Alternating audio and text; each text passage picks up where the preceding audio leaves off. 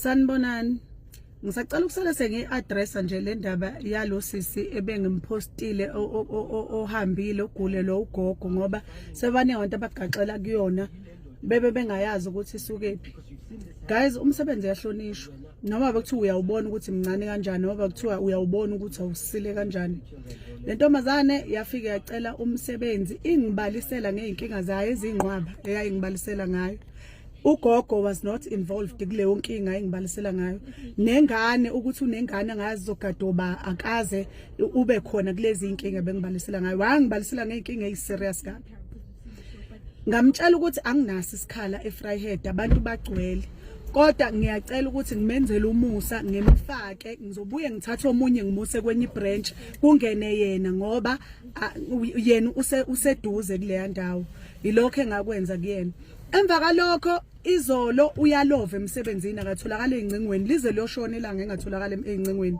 Bese kuthi manje sekungo-8 namhlanje sekungo-8 kube ima esenda le message esifaka inkinga zagogo nezaba. Mina into engicasulile kakhulu ukuthi ulovile izolo emsebenzini wanga report wangatholakala efonini. Mase kufanele azongena nangakusasa usebeka lezi izitori ayibeka engiyibonayo futhi mina ukuthi azikho. Nanokuthi le message usendele omunye umuntu akayisendeli mina owangincenga wangibikela inkinga zakhe ukuze ngimcuphise emsebenzini kugcwele ngamcuphisa.